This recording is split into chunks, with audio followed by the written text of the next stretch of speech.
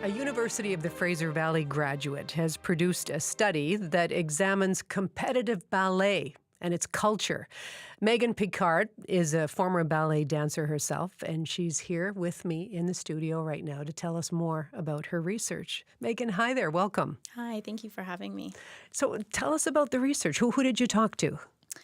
So I focused on participants between the ages of 18 to 25. They were all females, all within North America, and they all had a professional ballet background, whether that was training pre-professionally or current or former professional ballet dancers. I see. I would imagine ballet is predominantly female, but why did you make the choice to only talk to female dancers? I believe it's more so because females will have a different experience in comparison to male dancers. They also make up most of the population, so I wanted to focus on them. Okay, so what did you hear from these dancers? Well, I really wanted to focus on specific themes, some of which were perfectionism, body dysmorphia, eating disorders, injuries, mental health. I also touched on sexual abuse as well as substance misuse and use. So, there were some emerging themes as well that came out of that. All of those themes minus the substance use and misuse were quite prevalent in ballet culture, but we also saw that there was a lack of control, very strong power dynamic tied in with that sexual abuse, unfortunately, that dancers do experience. And we also saw a really large overarching theme of cyclic trauma within the ballet world. So a lot of these experiences that these dancers had experienced were passed on from either instructors or even parents in the dance community. That was really interesting to see and be able to put in writing. Wow, this some heavy subject matter. Mm-hmm. What was it like for you to explore that? As a researcher, it was really interesting because it was from a completely different perspective. I know, with my background, I kind of had an idea of what I may find, but I wasn't necessarily sure. So there were definitely some days that were a little bit more difficult than others, just hearing some of the heavier topics of conversation that came up in the interviews. But it was really great to be able to give the dancers the opportunity to, have a platform to anonymously speak on it. Yeah, did you find that was kind of cathartic for them to say, okay, someone who understands me and who's really hearing me? Yeah, I think so. I would hope so. So that was the whole goal of it. Well, when we talk about other high-performing athletes, the pressures, I don't see they're the same. We're used to hockey players, maybe getting their teeth knocked out or something like that, or some strange, haircuts for playoff times or something. But ballet dancers, and certainly the public perception, I guess you have to perform well.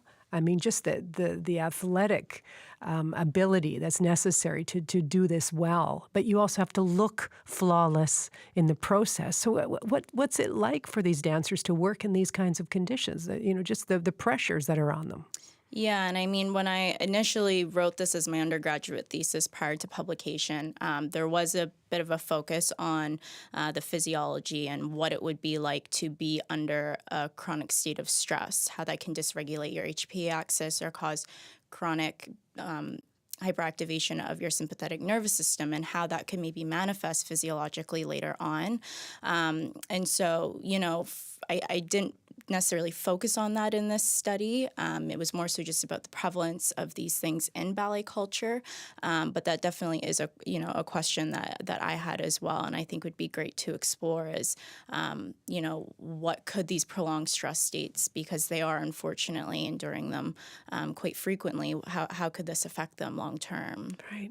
And Meigan, what are you comfortable sharing with us today when it comes to your own experience with ballet? I come from a pre-professional dance background. I started training when I was about 3 or 4, and took it seriously about age of 9 or 10, and I started training out east in the summers, and then I eventually moved out to the Boston area to train there. I did have a couple ankle surgeries, a stress fracture, and I was dealing with the mental toll of all of that when I was about 16. So I came home, trained for a bit longer before I eventually stopped and decided focusing on school would probably be the best option for me. I think, I did experience a lot of that, you're striving for perfection. And while that may seem great, it can become a little bit counterintuitive sometimes.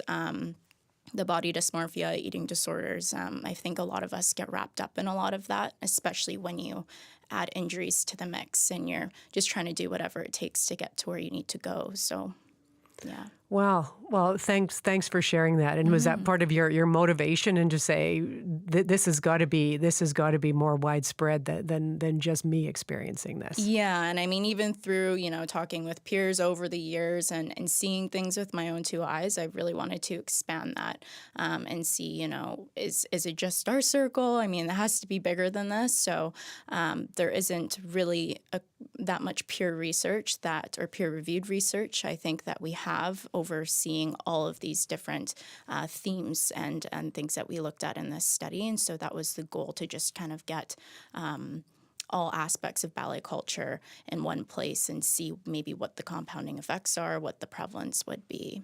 And what's your hope ultimately in terms of the impact these conversations and this type of research could have on ballet, on competitive ballet? Yeah, I mean, I would hope that they would change over time. I think that we are slowly on the right track. I think that some professional dancers are taking the step to use their platform and speak up. But I mean, it is scary to be vulnerable and to be truthful, especially when the dance community is, keeping things very hush-hush and trying to keep things quiet because it could ruin reputations and careers. So I think that, it starts in the studio, having teachers, directors, parents too, really be mindful of how powerful their words actually are when they are communicating with young dancers. And I mean, even at the professional level, just making sure that, reflection is a part of everyone's daily routine, and just really taking a step back to think before they speak, and, how their actions may affect others. What's your relationship with ballet now? Can you dance for fun, I guess is what I'm getting at. Yeah, I was taking classes for a little bit there. Just with school and everything, it's been pretty crazy lately, so I haven't had a whole lot of time. But I was taking recreational classes, which I never thought I would be able to do again. But yeah, it's a lot of fun. Body doesn't necessarily do what it used to, but we all just do our best. No, so. But again, getting back to when it's not competitive, when there's less on the line, so to speak, but just dance for the joy of dance. Yeah, it's very different. It's very different in comparison to when you're training to try and land a job. But yeah, it's definitely a lot of fun. Right. So. Well, and when you're talking landing a job, what's next for you? I'm actually going back to school in September for nursing. So I'll get my Bachelor of Nursing and then hopefully apply to a master's program to become a nurse practitioner one day. Well, thank you. Thanks so much for coming in and shedding some light on a world that we don't often talk about. And from the sounds of things, we probably should be talking about it more. So we appreciate it. Of course. Thank you so much for having me. It's Meigan Picard, a former ballet dancer and a recent University of the Fraser Valley kinesiology graduate.